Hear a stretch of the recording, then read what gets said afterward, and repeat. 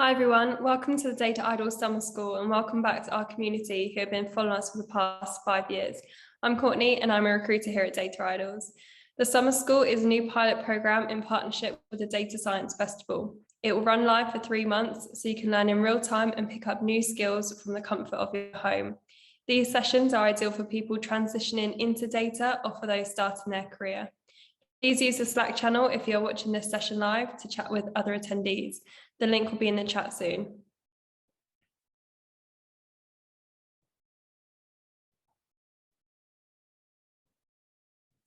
Thank you to our partners who made this event successful and for the 400+ hours it took our team to make the summer school a reality. All sessions are pre-recorded and can be watched back at a later date starting in September. We will be emailing you with a link to watch the sessions back September the 1st and they will be free to watch. So if you miss anything or want to learn at your own pace, it will be available at that time. Today, our session is Data Processing and Feature Engineering for Machine Learning with Soledad from Train in Data. Thank you for your support for the Data Science Festival in partnership with Data Idols and enjoy the session.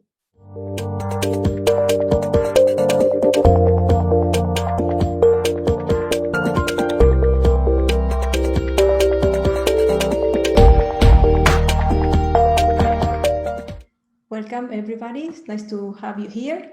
My name is Soledad Galli and today I'm going to be talking about data pre-processing and feature engineering for machine learning. First of all, let me introduce ourselves, so who we are at Train in Data. We are a group of data scientists and software engineers that we've been in the industry for a while, and we encountered a number of challenges when we were trying to put our models in production, and then we designed some solutions. So we put all this knowledge together in a number of resources with the idea to help other people troubleshoot these challenges easier and faster. So we have a number of online courses, books, and we also developed an open source Python package about which I will be talking throughout this video today. And you can find more about us in www.trainingdata.com.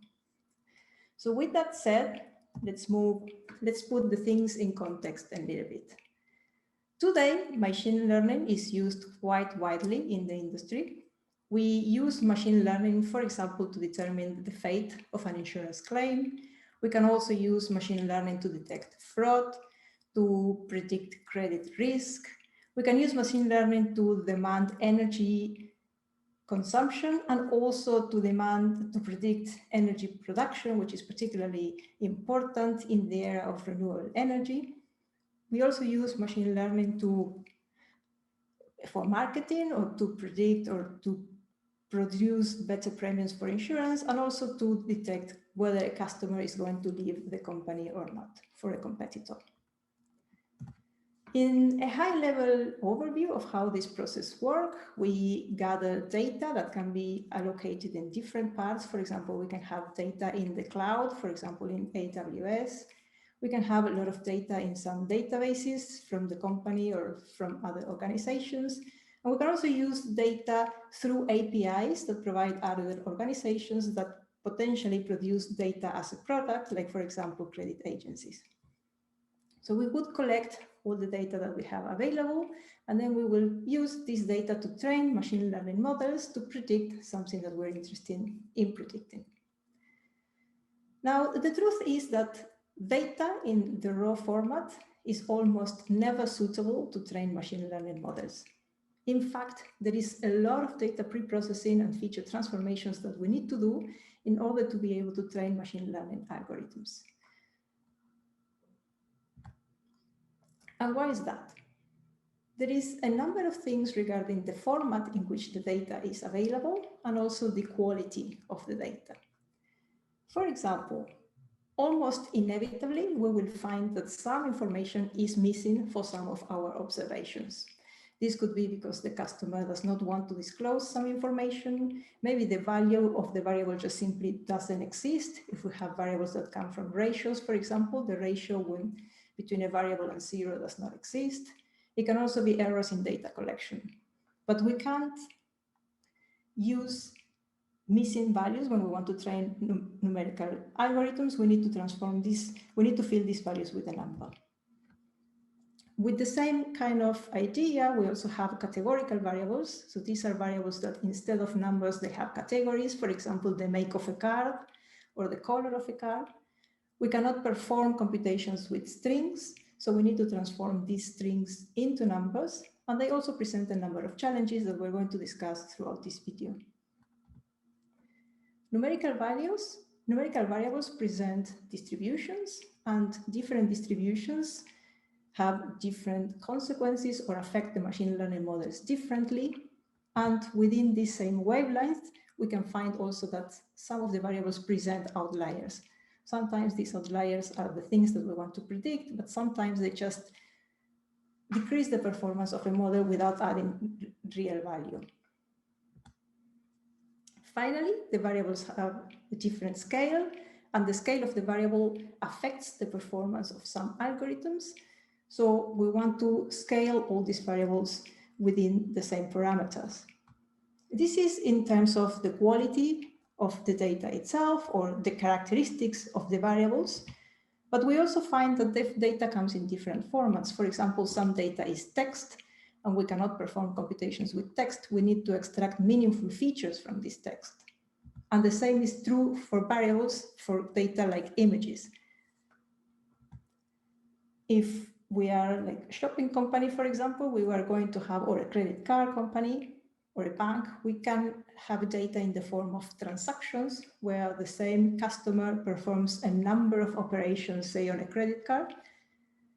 And we need to basically create a view of this customer.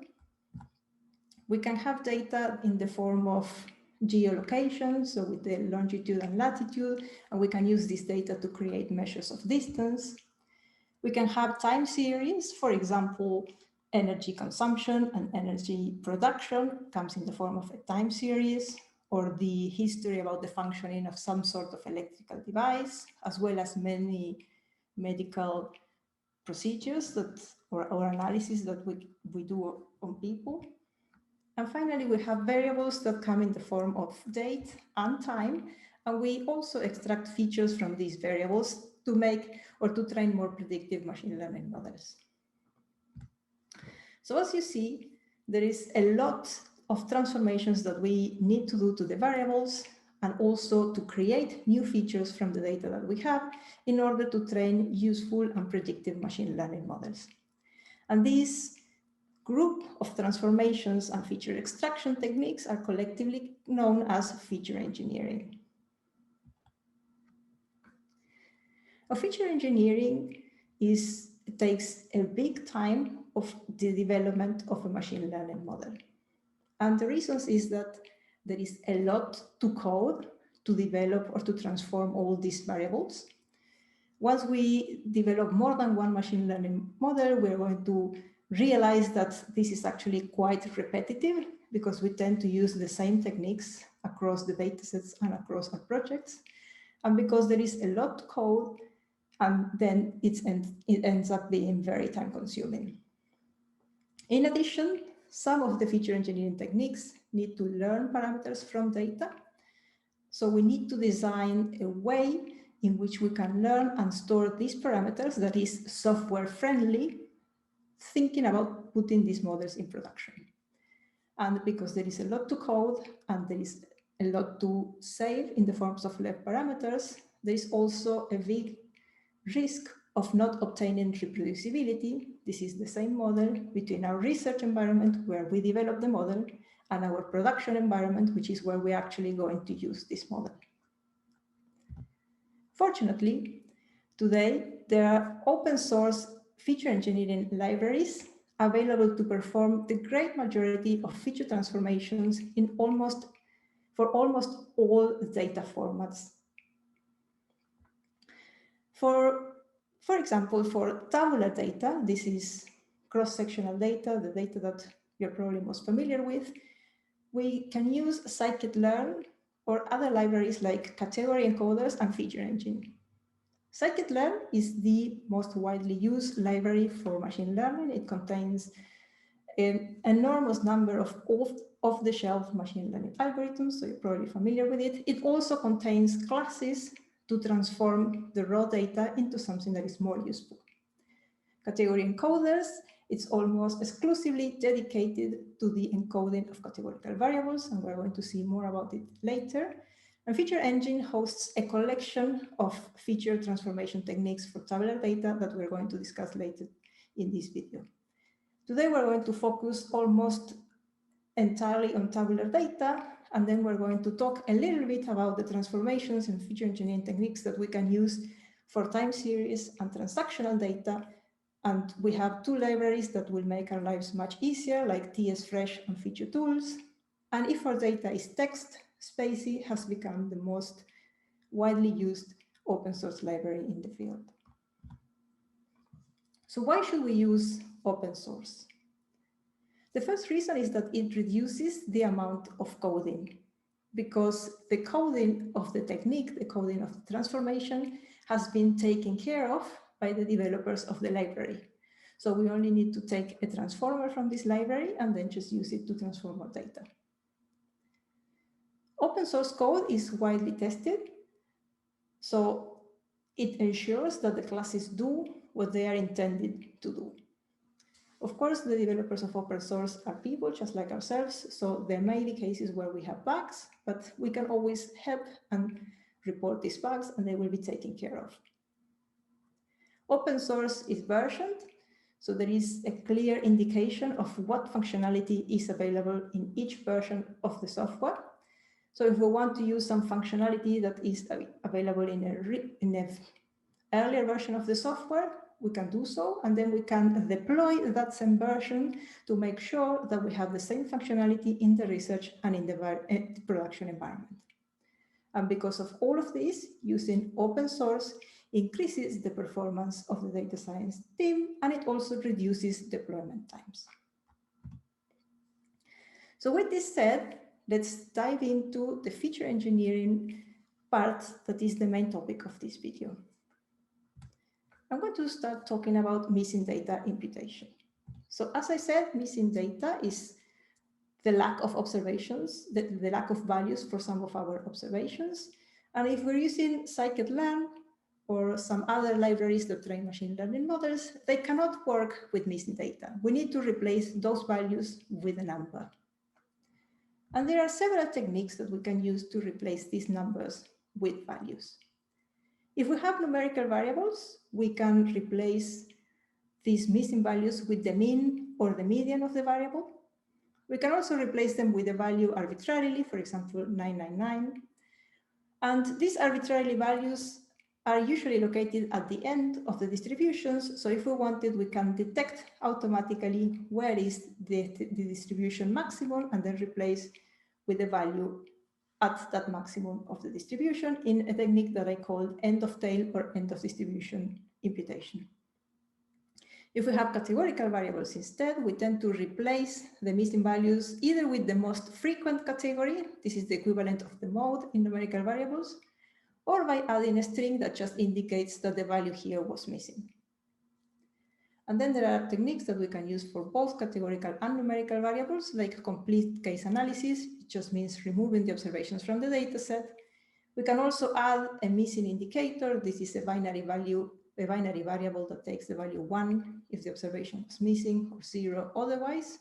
If we add a missing indicator, we need to impute the original variable in any case. Or alternatively, we can perform random sample imputation. In this case, we just extract at random an observation from the variable and use it to replace the value that is missing. The advantage of this technique is that it doesn't modify the original distribution of the variable. We will use different techniques depending on the percentage of missing data that we have in the variable and the models that we want to train. These techniques, in some cases, are going to distort more or less the distribution of the variable. So if the models are sensitive to the distribution, we're going to choose the distributions that distort the variables the least, for example, the mean, the median imputation, or the random sample. And if we don't care too much, for example, if we're using trees, we can choose arbitrary value imputation. Scikit-learn offers support to implement most of these imputations, and we're going to see how in the next couple of slides. Feature Engine offers support to implement all of these imputation techniques. Now, the main differences between the two packages is that Scikit-learn centralizes all the imputation techniques in one transformer, which is the simple imputer, and we can select with imputation to perform, changing the value of the strategy parameter. So in the example here, we're going to perform median imputation, but we can change this to constant, and then it will be, the missing data will be imputed with the value that we enter in field value parameter. Feature Engine, on the other hand, has one transformer per each of the imputation techniques. So if we want to perform mean and median imputation, we would use the transformer at the top. If we want to drop the missing data, we would use the transformer at the bottom of the list. Scikit-learn will modify the entire dataset. So we cannot select the variables to impute. The simple imputer will take the entire dataset and will fill the missing values in all the variables. And it will return a NumPy array. This maximizes computational speed, but on the downside, the array doesn't have the column names for it. Feature Engine, on the other hand, allows us to select which variables we want to impute. So if we want to impute just two variables of the dataset, we do so. And it returns pandas data frame, so it mingles very well with posterior data analysis and exploration. Most of the libraries that work with cross-sectional data, like Scikit-learn, Feature Engine, and category encoders, share the fit transform functionality. With the method fit, the classes of these libraries learn the parameters that they are going to use in the imputation or in the encoding or in the discretization, as we will see later on. And with transform, they take the dataset and transform the data. So as an example of how to perform missing data imputation with Scikit-learn, we create an instance of the simple imputer and we indicate the imputation method that we want to use. And then with fit, passing the dataset with the variables that we want to transform, this imputer will learn the median values of each of these variables. And then when we transform, it will fill the missing data in these two variables. With Feature Engine, on the other hand, we are going to use the mean median imputer. We're going to indicate that we want to perform the median imputation with the imputation method parameter. And then we can also tell the transformer which variables to modify. So then when we fit, we can pass the entire data frame, not just the variables that we want to modify, but it will only learn the median values for the variables indicated here. And then when we transform, we also pass the entire data frame and it will only impute the variables that we selected. So this is, in a nutshell, missing data imputation with the libraries and open source. We are going to move on to categorical encoding. So as I mentioned previously, some of our variables contain strings instead of numbers, for example, the make of a car. And this presents a number of characteristics. First, we cannot compute with strings, so we need to transform it into numbers. And this is true for a great number of libraries. And then there are strings, there are variables that present what is called high cardinality. This is they have a lot of different categories, for example, the variable postcode.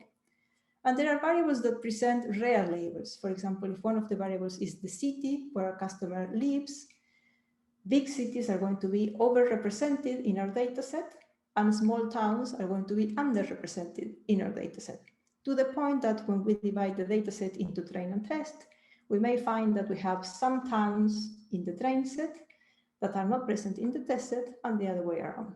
And this presents problems at the time of developing the models and putting them in production, because if there are a lot of rare values in the train set, we may create models that overfit. But if these rare values are on the test set, then our model or our machine learning pipeline doesn't really know how to handle that variable. So we need to create logic to protect our models from these events.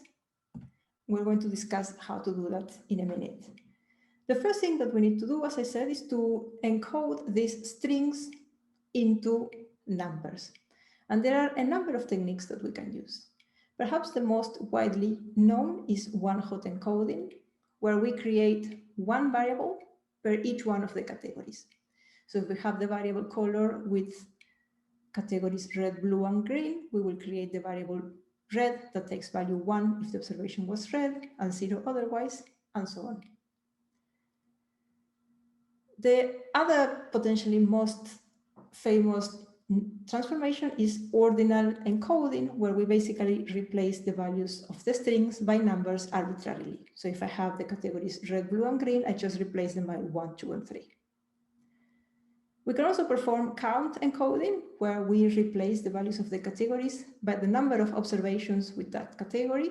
So if 10 observations show the variable red, then we would replace red by 10. If 5 observations are blue, then we would replace blue by 5, and so on.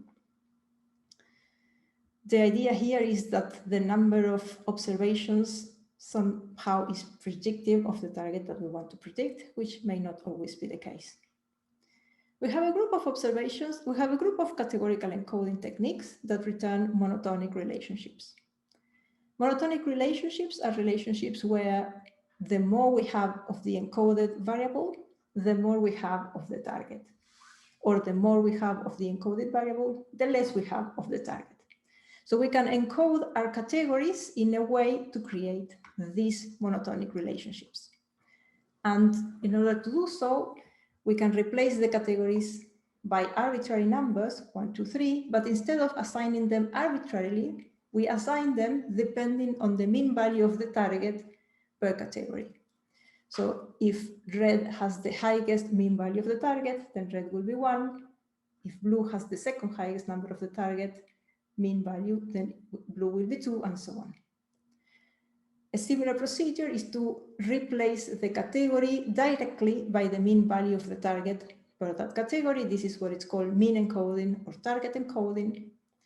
We can also use weight of evidence. It's a logarithmic transformation of the proportion of observations where a target is 1 and the target is 0. It's a little bit more complicated than that, but this is widely used in finance, and we can also implement it with open source. And we can also create monotonic relationships simply by predicting with the decision tree the value of the target with the decision tree using the categories of the variable. There are a lot of alternative techniques for categorical encoding. For example, we can represent the labels of the string with binary notation. This is zeros and ones, the same way that computers work, and some other methods that I'm not going to cover because it's just too many. Scikit-learn offers support for the most common encoding techniques, which is one-hot encoding and ordinal encoding. Feature Engine offers support for all the traditional techniques, plus all the transformations that return monotonic relationships with the target. And by and large, Category Encoders is the package that offers the most widest repertoire of categorical encoding techniques. As before, scikit-learn modifies the entire dataset and returns a NumPy array, whereas Feature Engine and Category Encoders let us choose which variables in our dataset we want to encode and return Pandas data frame, which is quite useful if we're going to continue with data exploration. So the way to implement these techniques, if we're, for example, using category encoders, we can import the package entirely and then each one of the transformers, or from category encoders, we can import, for example, the first transformer. And in the parameter columns, we indicate which variables we want to encode. Maybe we just want to encode 3 categorical variables, so then we can indicate the names here in these brackets. And then with fit, it learns the encoding parameters, and then with transform, it returns the transform variables. Feature Engine works in a similar pattern. So if we're going to use, for example, the count frequency encoding, we select which of the 2 methods we want to use, and then we can pass which variables we want to encode. With fit, it learns the encoding parameters. In this case, it would be the frequency of observations in each one of the categories of these variables. And then we return the transformation. As I said previously, we have these infrequent labels that may cause problems when we train our models because they cause overfitting, or when we put our models in production, because if the label is new, it was not present in the train set, it doesn't really know, the model doesn't really know what to do with it. So there are two ways of handling these sort of problems. One way is to group, before we train the model, all the infrequent labels, say all the small towns, into a new big category that we can call rare or small towns or whatever we want. And then we use all these small labels as one big category. An alternative to this is to perform one-hot encoding only of the most frequent categories. So we would have binary variables only for the main cities, and all the remaining small cities will be encoded in the last variable. This functionality is supported by Feature Engine, so we can easily do so following the fit transform functionality. With numerical variables have different distributions. They can be normally distributed, or they can be skewed, as I show here in this example, and they can be highly skewed as well. That is, they will have mostly one value and then very few observations with values that are different from this predominant value. And in some cases, they may also have outliers. Now, for some models, spread distributions, so when the value is distributed more evenly across the range, the performance tends to improve. This is not always the case, but it might be the case. So if we are training such algorithms, we may want to modify these variables to obtain a more even distribution of variables across the range. And we do this using mathematical transformations or discretization. And in some cases, if our models are sensitive to outliers, we may choose to remove the outliers from the dataset. So how can we do that? The most used transformations to obtain a Gaussian-looking distribution, if you want, are the logarithmic transformation or the exponential transformation using different power functions, or the reciprocal, or we can use more complex exponential transformations like the Box-Cox and the Yeo-Jonsson. We can do this with scikit-learn and with Feature Engine. With scikit-learn, we have two transformers. The power transformer allows us to implement Yeo-Jonsson or Box-Cox simply by changing the method here in this parameter. And the function transformer basically allows us to use any transformation that we want. So if in the parameter function we pass, for example, the NumPy logarithm, we will perform the logarithmic transformation. If we use NumPy reciprocal, we will perform the reciprocal transformation. And basically, I can use whatever transformation that we want. I can make a very complicated transformation. And if it returns a number with the function transformer, we can apply it to the variable. So this is an amazing advantage. It modifies the entire dataset like most scikit-learn classes, and it returns a NumPy array. Feature Engine, on the other hand, has one class per transformation. So with one class, we perform the logarithm transformation. With another class, we perform the reciprocal. The power transformer allows us to do several power transformations. And then, of course, we can implement the Box-Cox and the Yeo-Jonsson. The advantage is that we can select in the transformer which variables we want to modify. So we don't have to chop our dataset. We can pass the entire dataset and it will modify only the variables that we select. And then it returns a data frame. The downside is that we can only implement the variables, the functions that are supported up to date. If mathematical transformations don't work, and if the variable is too skewed, this might be the case, we can perform discretization. Discretization is the process of sorting the values of a continuous variable into discrete intervals. For example, we can sort the variable values in intervals from 0 to 10, 10 to 20, 20 to 30, and so on. And there are a number of ways in which we can determine the limits of these intervals. One way is arbitrarily, of course. Another way is creating intervals of equal width. like I said previously, 0 to 10, 10 to 20, 20 to 30, and so on. We can also create intervals so that the number of observations within each interval is the same. This is what is called equal frequency discretization. It guarantees that within each bar that I show here in the slide, we have the same proportion of observations, and this is particularly useful for skewed variables. We can also cluster them into clusters instead of bins, utilizing the k-means algorithm, or in a supervised version, we can replace the numbers of the continuous variables by the predictions of a decision tree, and a decision tree predictions are in essence discrete, so it will create a similar effect. Scikit-learn and Feature Engine offer support for most of these transformations. In particular, both will support equal width and equal frequency. Scikit-learn supports the k-means discretization, whereas Feature Engine supports the discretization with decision trees. As always, by design, Scikit-learn will centralize all the transformations in one transformer. So using the k-means discretizer and changing the strategy, which can perform each of the three discretizations. With Feature Engine, we have one transformer per each discretization that we want to use. If our variable has outliers and we want to train models that are sensitive to outliers, we can perform a number of things. One thing is to discretize our variables so that the outliers are going to automatically fall in the first or the last bin of the discretized variable.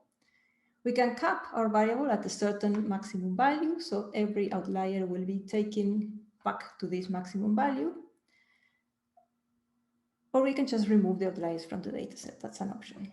And Feature Engine offers functionality for all of these transformations. We can also create new variables from the data that we have at hand, and we can do this thinking about which features we want to predict, and this, if we're going to use the models in real life, this is probably the way forward. This is done a lot in finance. For example, we can divide one feature by the other. If we have the total debt and we divide it by the income, we obtain the debt to income ratio. If we have a customer that has several credit cards, we can sum the debt across all the credit cards to obtain the total debt. We can also take the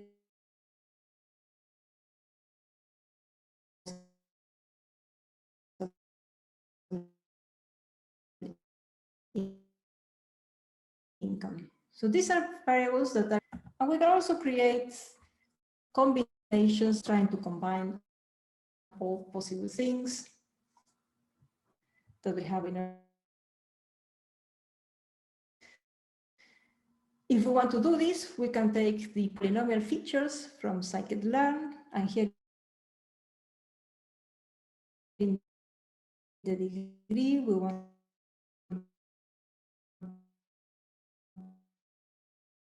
to one with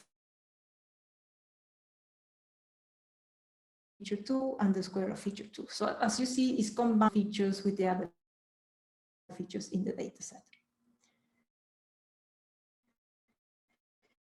Feature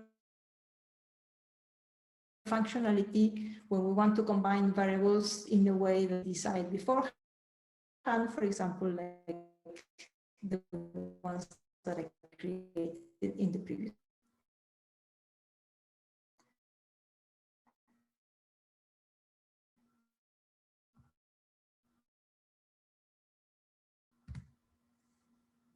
Scaling, the variables are going to have intrinsically a different, and here I have a list. For example, the linear and logistic neural networks, vector machines, and all the algorithms that depend on distances for this computation, like nearest neighbors, k-means, LDA, and so on. All these algorithms are sensitive to the scale of the variables. So to train these algorithms, we want to put the variables in the same scale. And algorithms that are not sensitive are those that are based on decision trees. There are a number of feature scaling procedures that we can use, and the most widely used are standardization. This is subtracting the mean and divided by the variance, and scaling to the maximum and minimum values. all of these transformations are supported by scikit-learn. So moving on to a different format of data, now datetime and time series and transactions. We almost never use the date time variables as they are. So if we have the variable that is date of birth, we don't really use it as such, but we extract a lot of features from these variables. For example, the day, the month, the semester, the year, if it was a weekend or not, the hour, the minute, the second. We can also extract the time that passed within two variables. For example, the time passed between the day I was born and the day I made this purchase will determine the age at the time that I made this purchase. We can also determine the time between transactions. And this can be done automatically by libraries like pandas, and more interestingly by a library called feature tools that will extract most of these features almost automatically for us. For time series and transactions, we also tend to use lag features. So for example, if I want to predict if people are going to the beach today, I want to know whether today is going to be hot or not, but I don't know that for sure, but I can use the temperature yesterday. So if yesterday it was hot, I predict that today is also going to be hot, so people are probably going to the beach. This is what is called a lag feature, because I'm using the value of the feature yesterday to predict what's going to happen today. We can predict the volume of sales last week to predict the volume of sales next week, and so on. Like this, we can create lag features. We can also create window features. For example, the number of payments that the customer made on the credit card in the last 3, 6, or 12 months. 3, 3, and 6 in this case is the window. And we can use a number of statistical parameters to create these features. If we use the sum, for example, we can create the total spending in the last month. We can do this with pandas, and we can automate some of these feature creations with feature tools. And finally, for cases where we want to predict energy demand or energy production or something that is related to the inputs or outputs of an electronic device, we can extract features utilizing physics or physics techniques, like, for example, Fourier transform, wavelet decomposition, or distance metrics. And some of these transformations are supported by TS-Fresh. To wrap up, I want to close with the feature engineering pipeline. So in order to take the raw data to the suitable state of the data that we're using to train the model, we need to perform a series of feature transformations. We can accommodate all these transformations within the scikit-learn pipeline. The scikit-learn pipeline is a class that basically allows us to list all the transformations one after the other. For example, here we perform one type of imputation on some variables, some other type of imputation on some other variables, then we remove rare labels, we encode the categorical variables, and then at the end, we have the model. All the open source libraries that we discussed today offer support to put their classes within the scikit-learn pipeline. And the beauty of this is that in order to obtain a trained model from the raw data, once we establish our transformations in the pipeline, we just need to do pipeline.fit, passing the raw training set and the target. That will perform all the transformations and then train the model. And in order to obtain the predictions, we just need to do pipeline.predict and pass the raw data set. And this will obtain, in order to perform the transformations, we just pass the raw train set, and with predict, it will perform all the transformation of the data and then finally obtain the prediction from the previously trained model. So with this said, thank you for your attention.